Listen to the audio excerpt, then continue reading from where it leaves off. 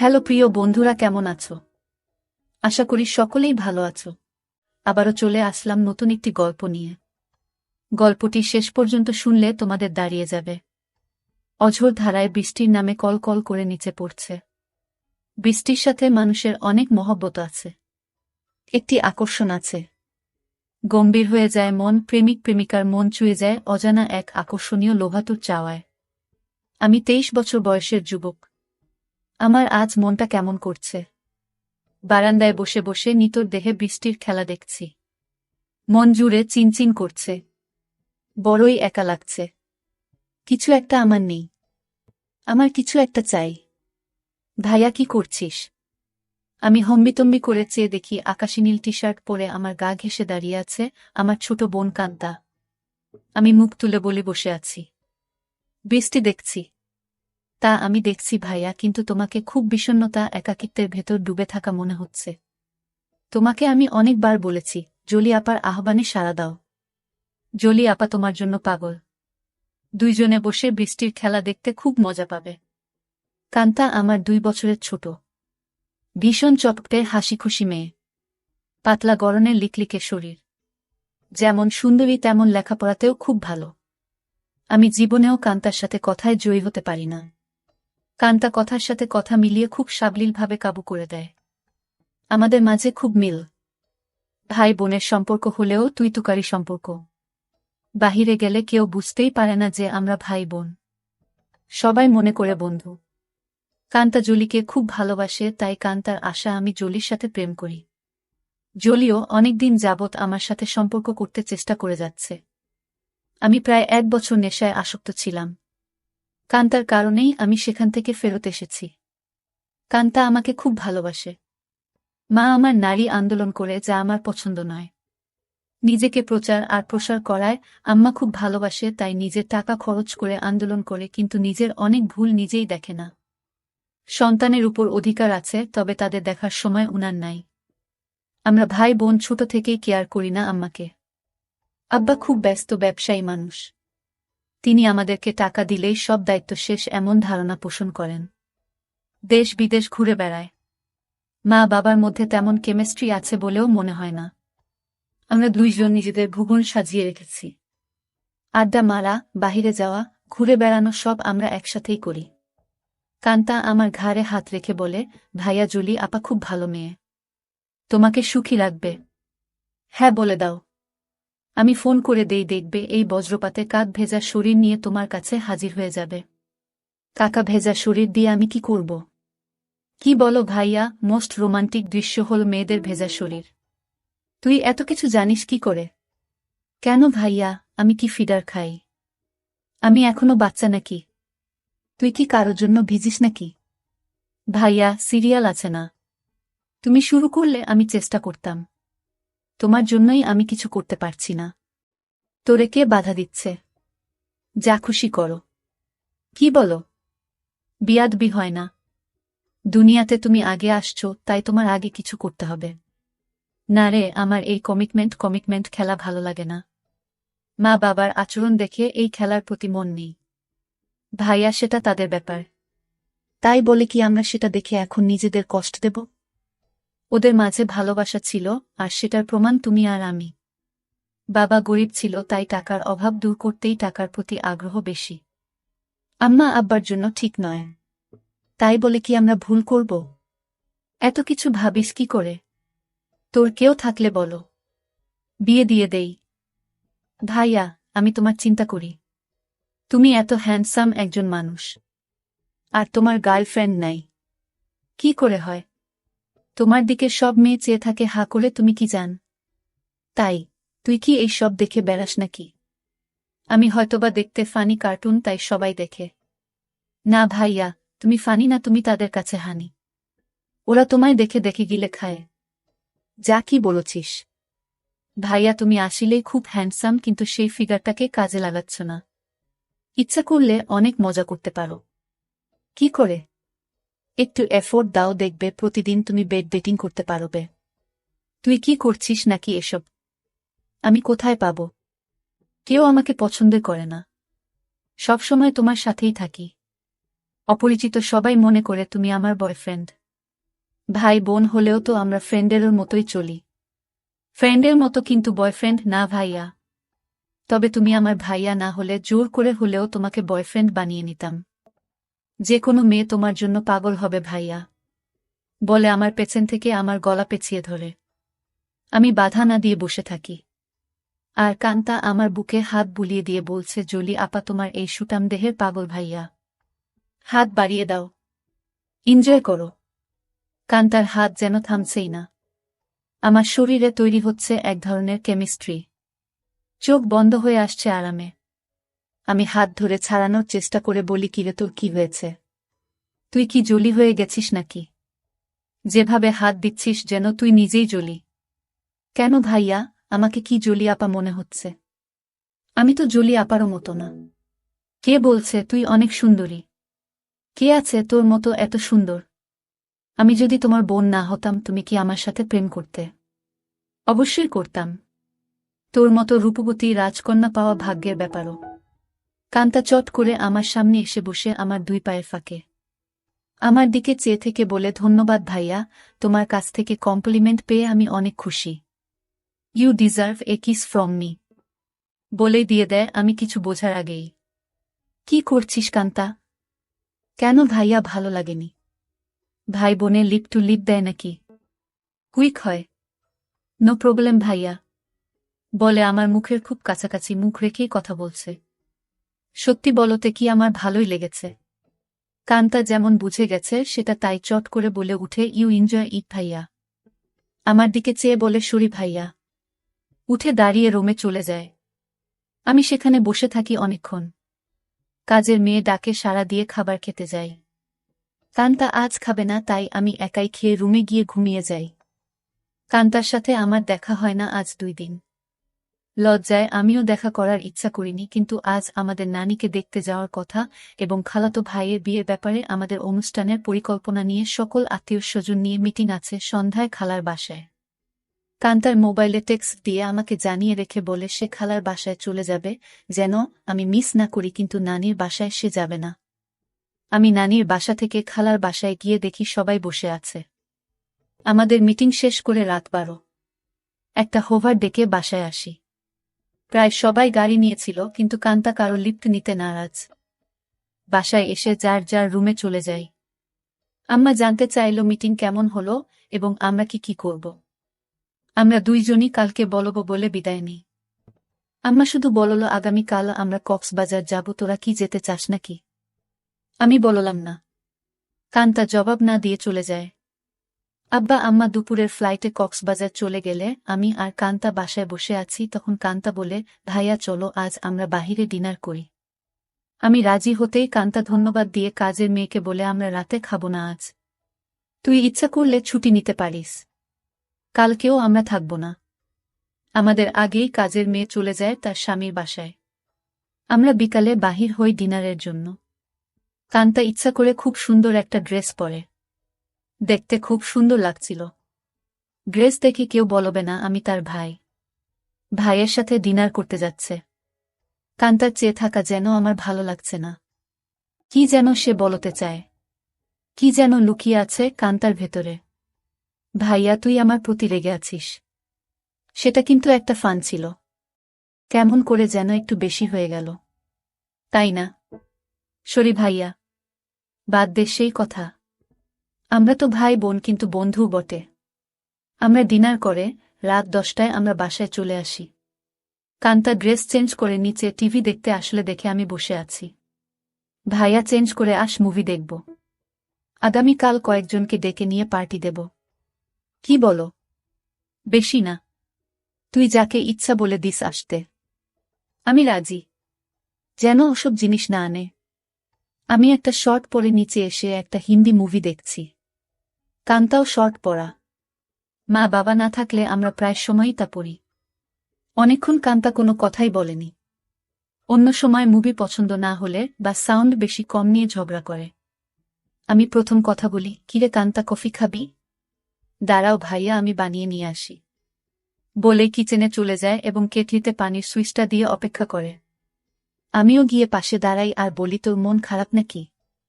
কিছু তো বল। না ভাইয়া, আমার সেই ভুলের জন্য খারাপ লাগছে। কি যে বলিস, কি হয়েছে? আমি কিছু মনে করি নাই। ভালোই লেগেছে। ভালোই লেগেছে কথাটা বললাম কারণ কানটা যেন সহজ হয় একটু। তোমার ভালো লেগেছে? তা আমি তখনই বুঝেছিলাম। কফি নিয়ে আমরা সোফায় পাশাপাশি বসে টিভি দেখছি। কান্তা আমার গাড়ে মাথা রেখে বলে, ভাইয়ে তুমি আম্মা আব্বাকে বলে আমাকে বিয়ে দিয়ে দাও। এত তাড়াতাড়ি বিয়ে করতে চাস কেন? আমি, না ভাইয়া, তুমিও করো। আমাদের তো আর লেখাপড়া করে চাকরি করতে হবে না। তাহলে এনজয় করি। কি বলো? দেখলে না তুমি আমার সাথেই কি মজা পাইলে। ভাবি হলে তো আরো পেতে নাকি? কেন? ভাবির কি দুইটা মুখ? আলাদা মজা লাগত। আরে না ভাইয়া, মুখ একটা, জিহবা একটা ছাড়াও মজা লাগার আরো জায়গা আছে। আর সেদিন তুমি আমাকেই ভাবি মনে করে তোমার হাত অন্য জায়গারও খুঁজেছিল। কান্তা আমার কুলে মাথা রেখে বুক চেতিয়ে শুয়ে পড়ে। বলছি জলি আপাকে কালকে ডাক দাও আর ইচ্ছে মতো হাতাও। অনেক বড় বড় আছে জলি আপারগুলো। আমার এত বড় দরকার নাই। ছোটই ভালো। ছোট ভালো বলে আমার গুলির দিকে কুনজরে দেখছ কেন? কি বলছিস? আমি কুনজরে দেখছি তা তুই কি করে বুঝলি? ভাইয়া আমার মাথার নিচের থেকে সংকেত দিচ্ছে। আমি টের পাচ্ছি বলেই হা হা করে হেসে উঠে বসে আর বলে, ভাইয়া আমি এখন জলি আপাকে ফোন দেই। এই ধূপসি মোটা জলি আমার লাগবে না। তোমার কি আমার মতো শুকনা কাঠ পছন্দ? তবে জলি আপা কিন্তু এক্সপার্ট। শুনেছি খুব আনন্দ দেয়। আমাকে অনেক কিছু শিখিয়েছে বলে আমার চোখে চোখ রেখে কেমন একটা ইশারা দেয়। আর বলে, তুমি কিন্তু আমার বুকে হাত দিয়েছিলে ভাইয়া সেদিন। কি করছিস কান্তা? তোর কি লজ্জা নাই? কান্তা আজব সব কাজ করতে লাগল। আমি বললাম, কান্তা তুই কিন্তু অনেক দূর চলে যাচ্ছিস। ভাইয়া আমি অনেক দূর যাচ্ছি না। ভাইয়া এই মুহূর্তে আমার ভালো লাগছে তোমার জিনিসটা ধরে রাখতে। আর সেটাই সত্য। প্লিজ বাধা দিও না। কান্তা তুই আমার ছোট বোন। খুব আদরের। আমি চাই না সামান্য একটু ভুলের জন্য আমাদের জীবন নষ্ট হোক। ভুলের মাঝে আমরা বেঁচে থাকি। ভাইয়া আমাদের সম্পর্কে ফাটল ধরবে না। কান্তা এইসব তুই শিখলে কোথায়? ভাইয়া বয়স হয়েছে, মুভি দেখি আর আমার কাছে রাবারের একটা আছে। সেটা দিয়ে প্রতিরাত প্র্যাকটিস করি। সব শিক্ষার বড় শিক্ষা হলো সেটা। সব মেয়েদেরই বিয়ের আগে এই শিক্ষা অর্জন করা উচিত। অনেকক্ষণ আমাদের মাঝে কোনো কথা নেই, শুধু একে অপরের শ্বাসরুদ্ধকর মুহূর্তকে এনজয় করি। এত সুখ এত আয়েশ জীবনে পাই নাই। কান্তা আমার কানের কাছে বলে, ধন্যবাদ ভাইয়া। তুমি তো বাজিমাত করে দিয়েছ। আমার খালতো ভাই সোহানের বিয়ে আগামীকাল। আমরা খালাতো মামাতো ভাই বোন 15 জন। আর সোহান সবার বড়। ভাই 10 জন আর বোন 5 জন। এই প্রথম একজন ভাইয়ের বিয়ে। গত বছর সোহানের বোন লিজার বিয়ে হয়েছে। অনেক আনন্দ ফুর্তি করেছি আমরা। কান্তা আর লিজা আমাদের সকল ম্যানেজমেন্টের দায়িত্ব নিয়েছে। খুব ব্যস্ত। আজও সকাল সকাল চলে গেছে। সোহান ভাইয়াদের ছাদে ডিজে পার্টির আয়োজন হবে আজ রাতে। আব্বুর ক্লায়েন্ট ঢাকায় কানাডা থেকে আসছে। তাই সকাল সকাল হোটেল থেকে তাদের নিয়ে ব্রেকফাস্ট করে ফ্যাক্টরি পরিদর্শন করতে হবে। আম্মু অনেক রাগ করেছে কারণ আম্মু চায় বিয়ের বাড়িতে যেন থাকে। বিয়ের দিন সারাদিন ছুটি আছে বলে আব্বু চলে যায়। আমি 11টায় ঘুম থেকে উঠে দেখি সেজেগুজে বসে আছে, খালার বাসায় যাবে এবং সেখান থেকে মেয়ের বাড়িতে কিছু জিনিস নিয়ে যেতে হবে। আমাকে দেখেই বলে, কিরে আজ অন্তত একটু তাড়াতাড়ি উঠলে কি হয়? কাজের মেয়েকে না বলে আজ নিজেই নাস্তা দেয় আমাকে। আর ফোনে বড় খালার সাথে স্পিকারে দিয়ে কথা বলছে। ড্রাইভার আমাদের বাসার সামনে বসে আছে যেন তাড়াতাড়ি যায়। কি ব্যাপার আম্মু, আজ নিজে এত আদর করে নাস্তা দিচ্ছ ব্যস্ততার মাঝেও? ফোনে থেকেই আম্মু বলে, তুইও তো আম্মুকে আদর করে অনেক কিছু খাইছিস তাই একটু চামচামি করছি যেন আসল জিনিসটা পাই। বড় খালা বলে, কার সাথে কথা বলছিস? ছাবিনা? ছাবিনা আমার মায়ের নাম। আপি অঙ্কিত। এখন ঘুম ভাঙল। সবাই ভাবছে অঙ্কিত রাগ করেছে। ওকে সাথে করে নিয়ে আয়। ফোনটা অঙ্কিতকে দে। আপি শুনছে, কথা বলো। এই অঙ্কিত, গতকাল আসলি না কেন? সবাই ভাবছে তুই রাগ করেছিস। কারো ফোন ধরিস নাই কাল বিকালে। রাগ করিব কেন? গতকাল আম্মুর একটা বিশেষ অ্যাসাইনমেন্ট নিয়ে ব্যস্ত ছিলাম, সেটা করে দিয়েছি। তাই আম্মু আজ খুব খুশি। 2টার আগেই চলে যাব খালা। আমার নাস্তা শেষ হতেই আম্মু এসে বলে, এই অঙ্কিত, আমরা আবার কখন করব সেটা ভেবেছিস? এত ব্যস্ত হচ্ছ কেন? এই 3 দিন আমরা খুব ব্যস্ত থাকব। ওমা 3 দিন? ড্রাইভার বাহিরে বসে আছে। এখন যাও, দেখি সময় করে একটা কিছু করে দিব। কাজের মেয়েকে 3 দিন ছুটি দিয়ে আম্মু বলে, যা তোর স্বামীর সাথে এনজয় করো। 2000 টাকাও হাতে দেয়। শান্তা নামের কাজের মেয়েটা আমাদের পরিবারের খুব ভালো সম্পর্ক। আমরা সবাই নিজের মতোই ভালোবাসি। শান্তা বলে, আমি আগামীকাল বড় খালার বাসায় যাব, কথা হয়েছে। আমি খালাকে বলেছি কাজে সহায়তার জন্য। তাহলে তো খুব ভালো। আমাকে না জানিয়ে তোরা সব ঠিক করে ফেলেছিস। খালা আমাকে চিঠি দিয়ে দাওয়াত দিয়েছে। অনেক কাজ আছে না? সোহান ভাইয়া অনেক ভালো মানুষ, তাই উনার বিয়েতে সাহায্য করতেই হবে। ঠিক আছে, যা। বাহিরে ড্রাইভারকে গিয়ে বলো আমার 5 মিনিট লাগবে। তুইও দাঁড়িয়ে থাক, তোকে নামিয়ে দিব। আমাকে আম্মু বলে, অঙ্কিত একটু উপরে আয় তো তাড়াতাড়ি বলে সিঁড়ি দিয়ে চলে যায়। আমি উপরে যেতেই আমার বলে, অঙ্কিত যেতে মন চাইছে না, তোর সাথে এনজয় করতে মন চাইছে। এখন যাও, কথা দিলাম আজ সন্ধ্যায় কিছু একটা করে দিব। সত্যি দিবে তো, নাকি জোয়ান মাইয়াদের পেয়ে আমাকে ভুলে যাবি? আমার শিরায় শিরায় আগুন জ্বলছে। কথা দিলাম ডার্লিং। আজ অনেক দিন পর আমার শখের বাইকটা বাহির করে ঠিক সময় খালার বাসায় পৌঁছে যাই। বাড়িটা খুব সুন্দর করে সাজিয়েছে। গুলশানে এমন 3 তলা বাড়ি আর সামনে পেছনে বাগানওয়ালা বাড়ি খুব কম। এক পাশের বাবুর্চিখানা বানিয়েছে, সেখানে মিতু আপা দায়িত্বে। যার যা দরকার মিতু আপা অর্ডার করে। আমাকে দেখেই বলে, এনিথিং স্পেশাল লাগবে? না আপু, সবার স্পেশাল থেকে একটু একটু করে চেকে নিলেই আমার হবে। ভেতরে ঢুকেই কান্তার সাথে দেখা। ভাইয়া এসেছিস? চল উপরে যাবি, ছাদে আয়োজন কেমন হয়েছে দেখবি, বলে টেনে উপরে নিয়ে যায়। সাথে সাথে অনেকেই যায়। খুব সুন্দর হয়েছে।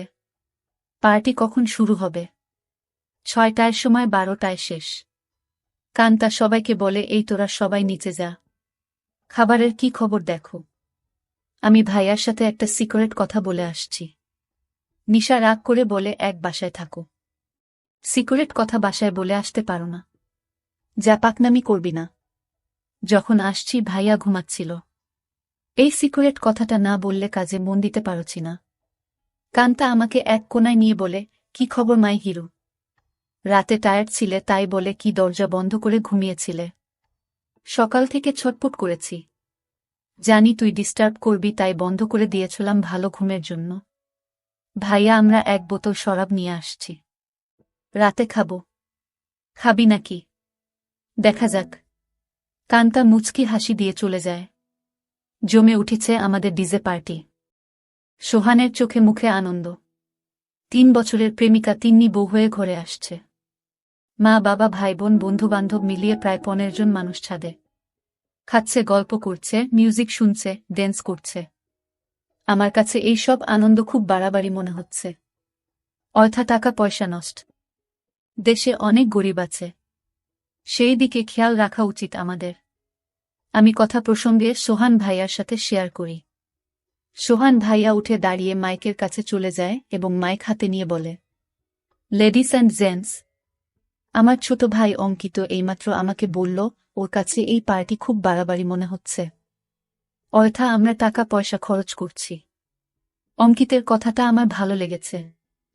আমি আমার ব্যক্তিগত ফান্ড থেকে 5 লক্ষ টাকা আমার খালা ছাবিনার মাধ্যমে গরিব অসহায় মহিলাদের সাহায্য করব। সবাই হাত তালি দিয়ে সোহান ভাইয়ার চেয়ে আমাকেই বেশি ধন্যবাদ জানায়। আম্মু আমার কাছে এসে বলে, অনেক খুশি হয়েছি। আরও বেশ কয়েকজন এই ফান্ডে দান করেন। প্রায় 30 লক্ষ টাকার প্রমিস হয়। আম্মু মাইকে গিয়ে সবাইকে ধন্যবাদ জানিয়ে বলে, কি করে সঠিকভাবে এই ফান্ড ভালো কাজে ব্যবহার হয় সেই জন্য অঙ্কিত সোহান আমার সাথে কাজ করবে। সোহান ভাইয়া আমাকেই দায়িত্ব দিয়ে দেয় যেন আম্মুর সাথে কাজটা সঠিকভাবে করি। আম্মু আবার আমার কাছে এসে বলে, আর দেরি সহ্য হচ্ছে না। আম্মু পাগল নাকি তুমি? কান্তা আমাদের পাশে এসেই বলে, কি খবর ভাইয়া? আম্মুর নতুন পার্টনার হয়ে গেলে। আমি কান্তাকে বলি, তুই ইচ্ছা করলে আমাদের পার্টনার হতে পারিস। বিনিময়ে কিছু দিতে হবে নাকি? আমাকে কিছু দিয়ে দিস হয়ে যাবে। এই কথাই তো আম্মু বলছিল, আর তুই চলে আসলি। দিয়ে দিব, নিয়ে যেও, পার্টনার হতে চাই বলে চলে গেল।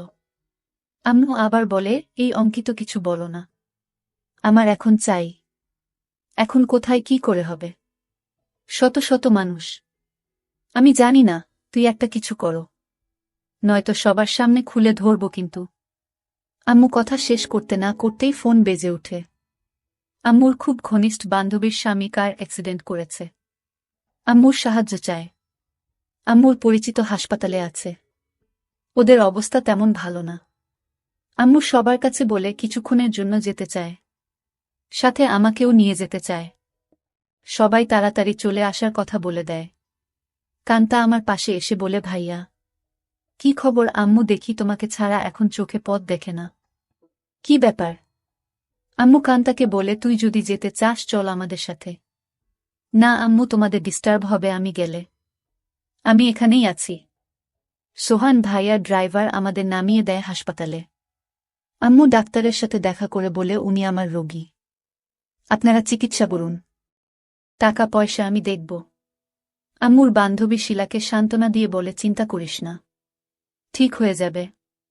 তোরা কোনো টাকা দিস না, আমি পরে এসে সব ঠিক করব। তোর কাছে টাকা না থাকলে বলিস। সোহানের বিয়ে বাসায় বহু মেহমান আমার জন্য অপেক্ষা করছে। আমি এখন যাই। আমরা একটা ট্যাক্সি করে সোজা আমাদের বাসায় চলে আসি। আমার রুমে ঢুকে আম্মু বিছানায় গিয়ে আমাকে বলে, কই তুই আয়, আমাদের হাতে সময় নাই, মাত্র 1 ঘন্টা সময়।